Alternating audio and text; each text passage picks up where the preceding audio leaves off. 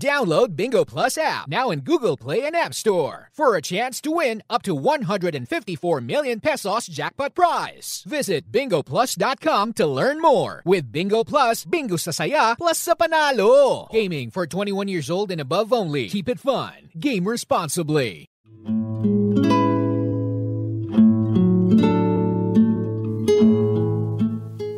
And now, it's time for DJ Rocky's Secret Files.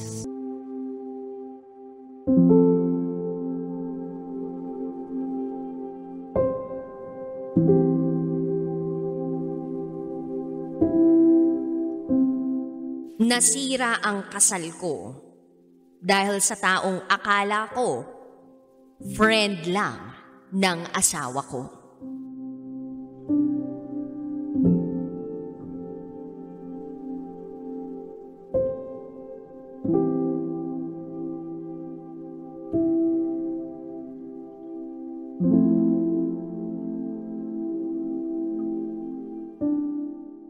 Hi DJ Rocky.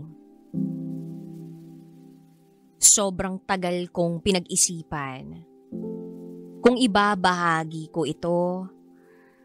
But here I am, sharing my story. Baka ito ay isa sa mga paraan para kahit papano ay gumaan naman ang pakiramdam ko. Itago mo ako sa pangalang Olivia. At ito, ang aking secret file.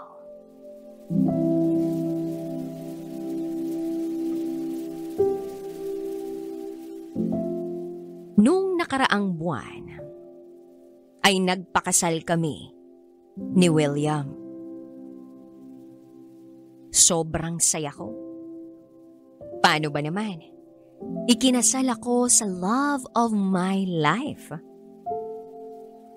Bata pa lang, mahal na namin ang isa't isa. At pakiramdam ko, parang isang fairy tale ang kwento namin. Para akong prinsesa na nakakilala at nakapangasawa ng kanyang Prince Charming.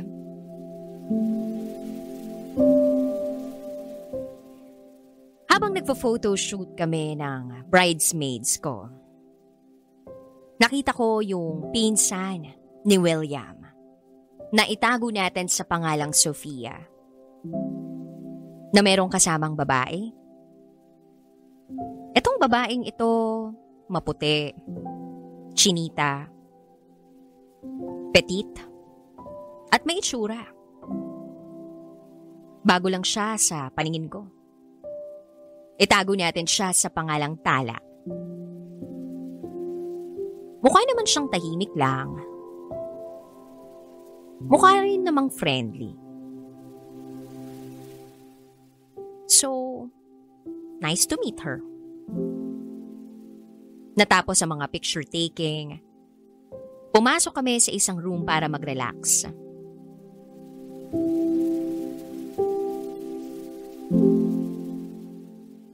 And then, eventually, nagsimula na ang ceremony.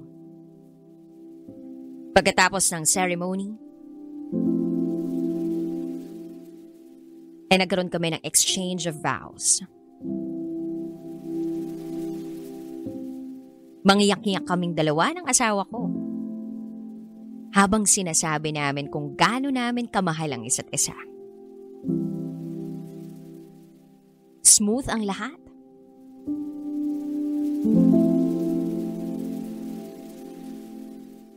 Then, pumunta na kami ng reception. Gusto lang namin ni William ng isang simpleng celebration. Maraming pagkain, maraming drinks, at maraming pika-pika. Then pumunta ako sa food table. Nakasalubong ko si Tala. Halatang lasing siya. Narinig ko siyang nagrereklamo na sobrang sikip daw sa venue. Hanggang sa bigla siyang lumapit sa akin para magsabi ng mga salitang kahit kailan, hindi ko akalaing maririnig mula sa taong ni hindi ko nga ka-close o kilala man lang. Ang sabi niya, nagtataka raw siya kung bakit ikinasal si William sa taong katulad ko. Dahil kayang-kaya naman daw ni William na mas maganda pa ang maging asawa niya kaysa sa akin. Alam mo, DJ Rocky, tinawanan ko lang siya. At sinabi ko sa kanya na swerte ako kay William at siyang napangasawa ko. Nakakalungkot na mayroong ganong klaseng kaibigan ang asawa ko. Pero iniisip ko na lang na baka dahil lasing yung si Talang yun. Kaya ganun. So ako naman, tinuloy lang ang pagkuha sa pagkain dahil ayoko namang inaasikaso ko masyado ng mga coordinator. Tapos uminom na rin ako. At kinalimutan ko na yung sinabing yun ni Tala sa akin. Habang lumilipas ang oras, okay naman na ako eh. Yung mga guests nag-e-enjoy.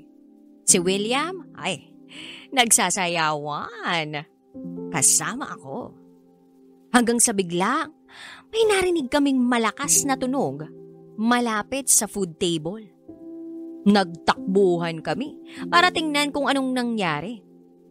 Pagdating namin doon, nakita ko si Tala na nakahando sa isa sahig at umiiyak ng malakas. Si Sofia naman, pinapakalma. Itong si Tala. And worst, nawasak yung display ng mga donuts. Pati yung ibang decorations. Naakala ko nga, makikita ko pa pagkatapos ng kasal. Parang tinadtad ang puso ko nang makita ang tagpong yun. Tinanong ko si Tala kung anong nangyari. Pero bigla na lang siyang nagsisigaw at nagmumura. Lasing na rin ako. Kaya medyo nalilito rin ako sa kung anong gagawin ko. Pero nangibabaw yung galit ko. Sinabihan ko si William na paalisin na niya itong si Tala dahil nag-iiskandalo na. Pero binulungan ako ni William at ang sabi niya, wag daw. Kasi nga, gusto lang naman din mag-enjoy ni Tala. Okay lang daw na nandun yun dahil kaibigan naman niya yun. Aba, silent war kami ni William. Sinabi ko sa kanya na sinira ni Tala itong kasal namin. But in the end, si William at ang pinsan niyang si Sofia ang nagpakalma kay Tala. Kino-convince si Tala na pauwiin na. Pinuntahan nila itong si Tala. Then, pagbalik ni William, sa piling ko, hindi niya ako pinansin. Sa isip ko, bakit? Anong meron? Then kinabukasan, sabi ni William sa akin, nasaktan ko daw yung feelings ni Tala at kung pupwede raw, mag-apologize ako sa kaibigan niyang yun. Aba, nag-away kami dahil dun. After that, nung gabi, natulog siya sa sofa. Ako, sa kama. Wow, pambihira. Hindi ko akalaing sa unang araw pa lang ng pagkatapos ng kasal namin, magiging ganun na yung sitwasyon namin ni William. Then sumunod na araw, medyo lumamig na ang mga bagay-bagay. So, nag-attempt ako na kausapin ulit ang aking asawa.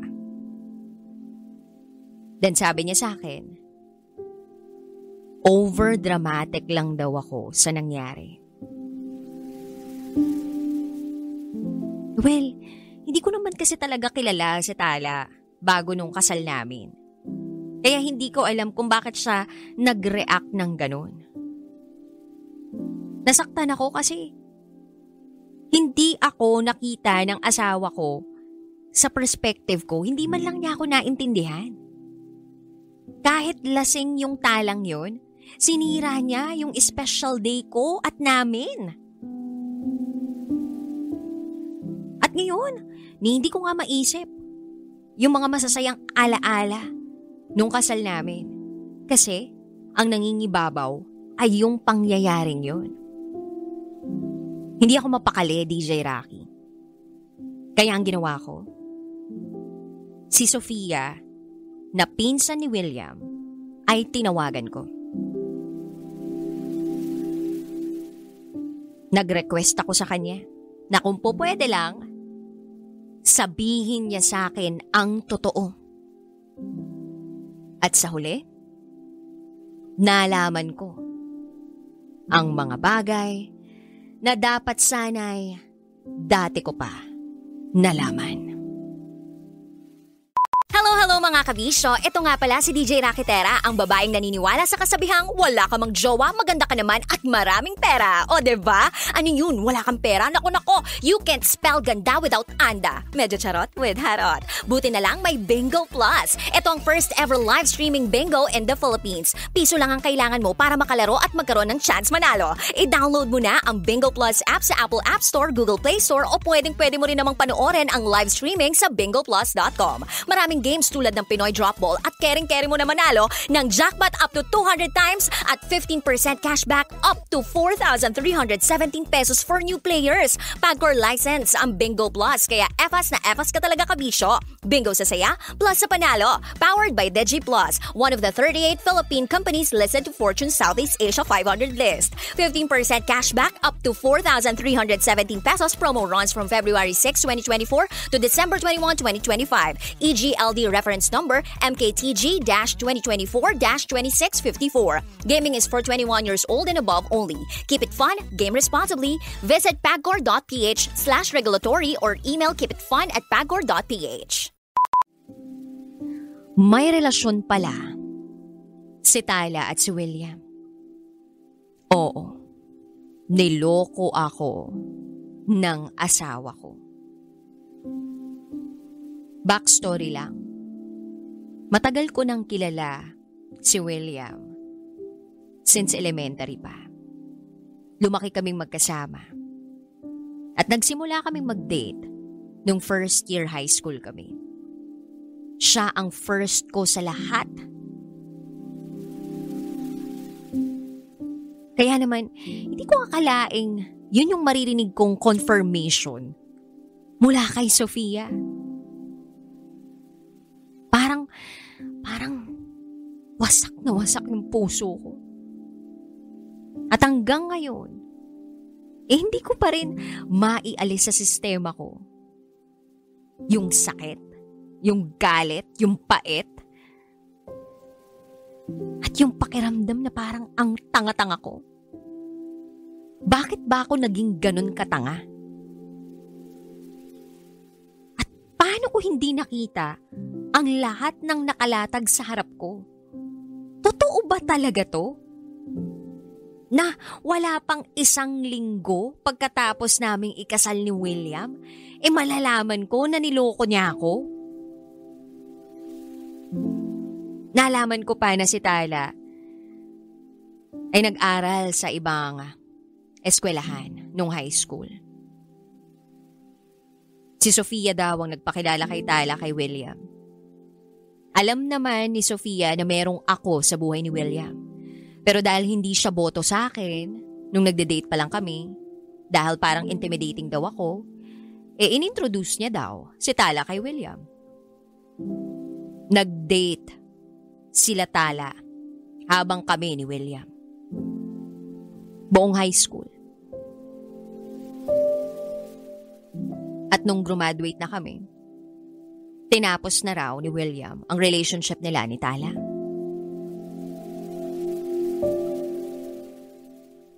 So, nung nakipag-iwalay si William kay Tala, hindi raw matanggap ito ni Tala kasi iniwan siya ni William. Inilabas niya ngayon ang galit niya sa akin. Dinala ni Sofia si Tala sa kasal mismo namin ni William para matauhan na ito. Nakasal na si William at wala na siyang pag-asa pa. DJ Rocky, sa lahat ng mga nalaman ko, hindi ko alam kung paano ako kikilos, paano ako magdedesisyon sa mga susunod na araw ng buhay ko. Ni hindi ko kayang tingnan si William.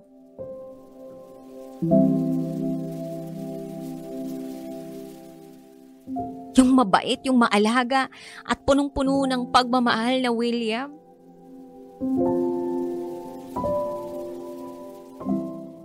Isa lang palang malaking joke. Pagpapanggap lang ba lahat ng yun? Hindi ko alam kung paano ko kakausapin si William. And I really wish na hindi totoo lahat ng mga nalaman ko. Na sana magising na lang ako mula sa masamang bangungot na ito. William is so sweet. Binibigyan niya ako ng bulaklak tuwing linggo. Nagpapadala siya ng lunch sa trabaho ko. Nagluluto siya para sa akin. Dinidate niya ako sa mga mamahaling lugar, buwan-buwan. Inaalagaan niya ang mama ko. Inaalok niya. Nabayaran lahat ng gastos namin sa bahay. Palagi niyang sinasabi kung gaano niya ako kamahal. At ipinararamdam niya sa akin na safe ako sa piling niya, na wala akong dapat ipag-alala. At hindi ko siya ipakakasalan kung alam ko lang na dadanasan ko lahat ng ito.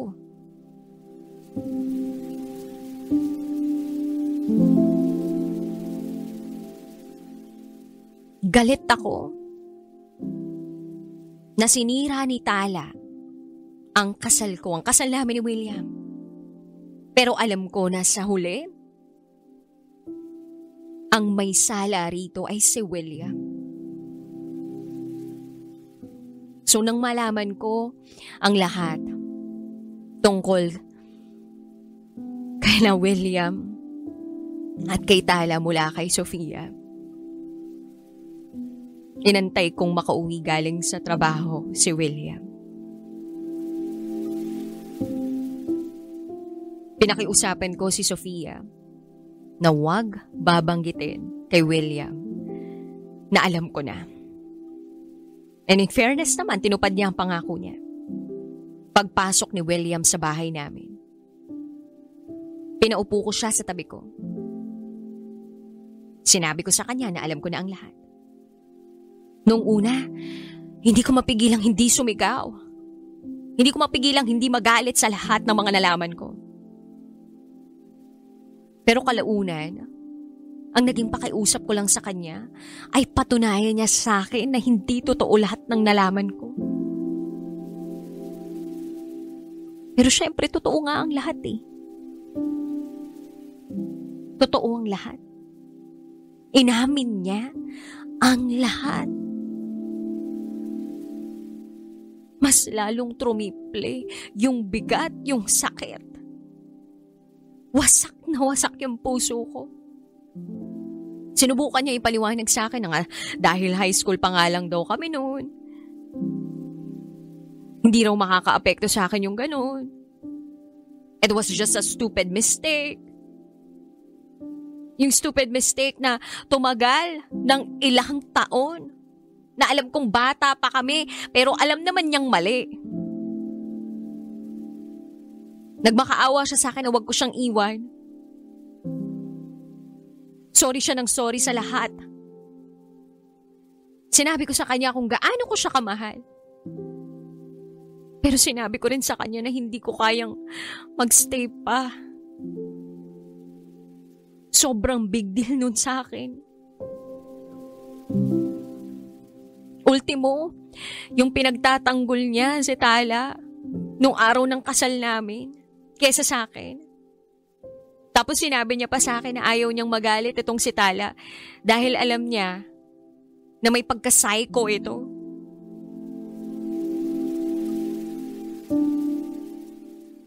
And that only proves na mahal niya pa rin si Talha. Or at least may pakialam pa siya dito sa babaeng to. Kasi bakit niya ipagtatanggol yung babaeng yon sa akin pa hanggang ngayon? Ni hindi niya nga kayang putulin yung babaeng yun sa buhay niya.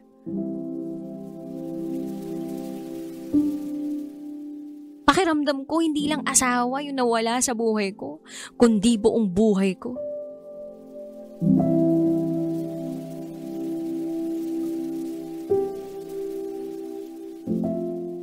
Nung sinabi ko kay William na itutuloy ko ang pag-alis ko, napalitan yung expression niya. From nagmamakaawa, nagalit siya. Nag-away kami. Sabi pa niya, at least hindi raw siya nagloloko na ngayon. Tapos na raw yung kanila. Pero hindi ko na yun inintindi dahil pareho pa rin naman yung sakit. Tinawagan ko yung nanay ko. Sinabi ko sa kanya yung lahat. Kaya dun muna ako umuwi. Sa bahay ng nanay ko. Kinuha ko yung mga gamit ko sa bahay namin ni William. Yung mga mahalaga. Tawag ng tawag sa akin si William habang nagmamaneho ako papunta sa bahay ng nanay ko. Hindi ko siya sinasagot. Pinakita niya naman sa akin kung anong ibig sabihin ng pagmamahal. Pero siya na mismo ang sumira ng pagmamahal para sa akin. Hindi lang naman kasal yung nasira kundi buong buhay. Buong buhay ko. Wala ni isa sa pamilya ni William, maliban kay Sofia na pinsan niya, ang nakakaalam na niloko niya ako. O tungkol sa nangyari at nangyayari. Mahal na mahal ko yung mga magulang ni William. At alam kong mahal din nila ako. Sina Sofia at Tala, sinusubukan nilang makipag-communicate sa akin pero ayoko na silang pansinin. Then the following week, nangingi ako ng advice sa isang kilala kong lawyer. Sabi ko, pwede pa ba na ma-annul kami? May binanggit siya tungkol sa hindi pagpapadala ng marriage certificate namin sa mismong munisipyo at kung ano-ano pa. And I just told my lawyer na gawin ang lahat para walang reflection.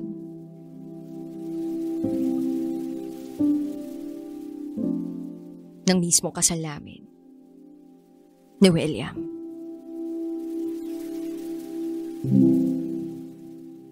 Sa ngayon, alam ko na hindi na si William ang lalaking akala ko pinakasalan ko. At ayoko na siyang maging ama ng mga anak ko.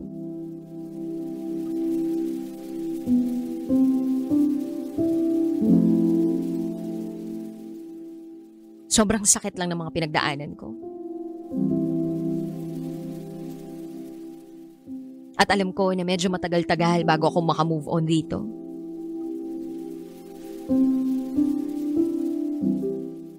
Lumipas pa ang araw. Nakita kami ng personal ni William. Nag-usap kami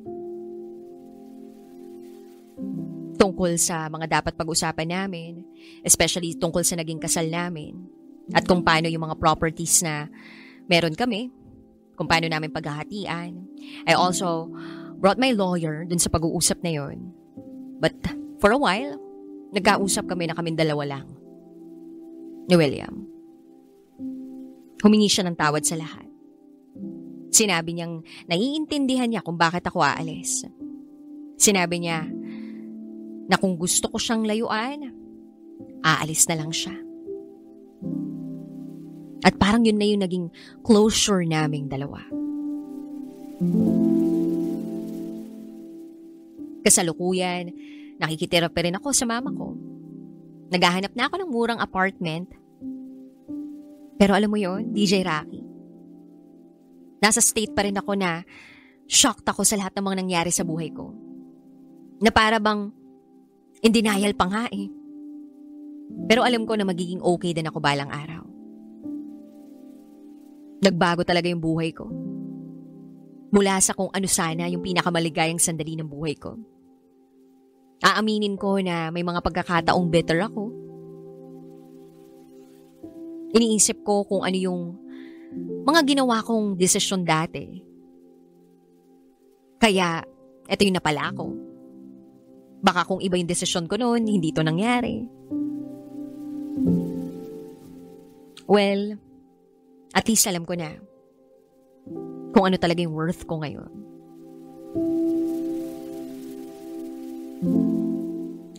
DJ Rocky, maraming salamat sa pakikinig sa akin ha. At naway may matutunan ang ibang mga tagapakinig mo sa nangyari sa akin. Huwag matakot magsimula ulit. Hanggang dito na lang po. Muli, ako si Olivia. At ito, ang aking secret file.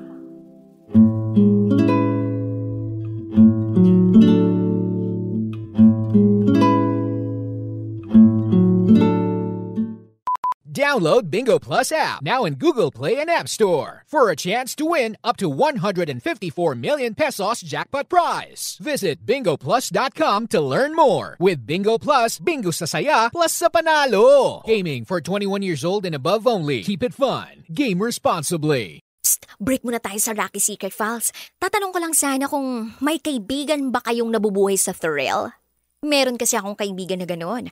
Type na type niya ang adrenaline rush, kaya naman parang lahat ng plot twist nararanasan niya sa life. G na G talaga siya sa lahat ng kahit anong ipagawa mo sa kanya. Kaya hindi na ako nagulat kagabi, natutok siya sa phone niya. Baka ka ako nanunood ng horror movie dahil sigaw ng sigaw. Yun naman pala, ang saya-saya niya dahil sa Bingo Plus. Sa piso lang, kayang-kaya niya nang maglaro ng iba't ibang games. Sabi niya may chance daw siyang manalo na makakuha ng jackpot up to 200 times and 15% cashback up to 4,317 pesos dahil bagong player siya ng Pinoy Drop Ball sa Bingo Plus. Baka nga raw siya na rin ang mananalo ng jackpot prize up to 312 million pesos. Sana all, di ba? Kaya ano pang hinihintay ninyo mga kabisyo? Download nyo na ang Bingo Plus app sa Apple App Store, Google Play Store, or panoorin ang live stream sa bingoplus.com. Pagor license ang Bingo Plus. Kaya naman safe and secured ka rito. Dito sa Bingo Plus, bingo sa saya plus sa panalo. Powered by Digi Plus, one of the 38 Philippine companies listed to Fortune Southeast Asia 500 list. 15% cashback up to 4,317 pesos. Promo runs from February 6, 2024 to December 21, 2025. EGLD reference number MKTG-2024-2654. Gaming is for 21 years old and above only. Keep it fun, game responsibly. Visit pagcor.ph/regulatory or email keepitfun@pagcor.ph. And we're back. Kasama niyo pa rin si DJ Rocky and this is Olivia's Secret File. Si Olivia na nasira ang kasal dahil sa taong akala niya ay kaibigan lang ng kanyang asawa. And it turned out na ang kaibigan lang ng kanyang asawa ay ang babae nito. Pinagsabay pala sila nito nung sila ay high school pa lamang at nalaman ito ni Olivia through Sofia na pinsan ni William. Nakipaghiwalay na po siya kay William at nananalangin na hindi na nasubmit ang marriage certificate o license sa munisipyo nang sa gayon wala nang dokumentong nagpapatunay na siya ay ikinasal. Kumbaga meron yung tinatawag na null and void, pero kung wala naman talagang dokumentong naabot doon sa mismong munisipyo, then wala talagang kasal na naganap. So hanggat kaya nyo pang ihabol yun, then go ahead! Anyway, alam mo, Olivia, damang-dama ko talaga yung sakit nang nangyaring yun sa'yo. I remember the days when na-cancel din yung engagement namin ng ex-fiancé ko. Wow! At least yung sa amin na-cancel talaga, di ba? Parang kompleto na yung plano mo para sa inyong dalawa. Tapos nalaman mo niloko ka. Ang sakit sa puso, ang sakit sa pakiramdam na parang hindi mo alam kung paano ka ulit magpaplano kasi nakabuo na kayo ng plano na para sa inyong dalawa. Yung pala, ikaw na lang mag-isa yung nagpaplano? Huh? Or baka parehas naman talaga kayo nagplano, sadyang siya lang ay nabuko. Yung mga dapat niyang itago, hindi na naitago pa. At tuluyan mo nang nalaman ito. And thank God na nalaman mo yun. Kasi baka kung hindi mo nalaman yun, eventually, magkaanak kayo, mas mahirap yung magiging decision making mo. Lahat ng mga pangarap, lahat ng naiplano ninyo parehas, nawasak. Akala ko nga maganda talaga yung relasyon na meron kayo ni William Pero hindi pala. Kasi kahit pagbali-baligtarin pa natin ang kwento o ang mundo, ang isang taong hindi tapat ay hindi magiging sapat. Meron ngang quote na nagsasabing, the fundamental glue that holds any relationship together. Hulaan niyo kung ano. Ano yung nagdidikit sa kahit anong relasyon? Ano? Trust. Hindi yung isang klase ng trust, yung tiwala. Yan. Tiwala, kabisyo. Trust is the fruit of a relationship in which you know you are loved. Kasi sa isang relasyon, hindi pwedeng mahal nyo lang yung isa't isa. Hindi pwedeng may respeto lang kayo sa isa't isa. Dapat may tiwala kayo sa isa't isa. Ano yun? Every day of your life, every minute of your life, mapapatanong ka kung etong taong to ay totoo na ba sa'yo? Kung hindi ka nga kayang bigyan o pagsalitaan ng mga katotohanan, what more sa mga susunod pang araw?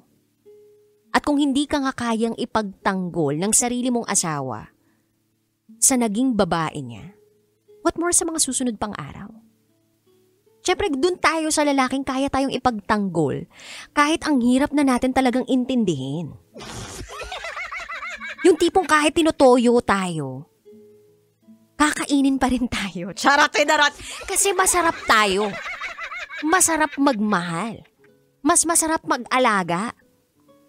At dahil kontento sila sa atin. Sa atin at sa atin lang. So girl, I salute you for making the right choice for yourself. Dahil hindi lahat ng babae kayang gawin yun. Yung iba, dahil sa hiya, dahil sa sasabihin ng ibang tao, hindi nilang nila gagawin yung ganong klaseng katapang na desisyon sa buhay nila. Kasi ayaw nilang mapahiya sa ibang tao. But ikaw, you made that decision na iwanan tong taong to because you know who you deserve in life. So tatandaan mo, kabisyo, Olivia, this is not just an ordinary heartbreak. This is your greatest blessing. You were saved from a man na hindi naman nararapat para sa'yo. Anyway, sa mga kabisyo po natin out there na gustong mag-share ng kanilang secrets, share it to me, raketera@gmail.com. Download Bingo Plus app now in Google Play and App Store for a chance to win up to 154 million pesos jackpot prize. Visit bingoplus.com to learn more. With Bingo Plus, bingo sa saya plus sa panalo. Gaming for 21 years old and above only. Keep it fun. Game responsibly.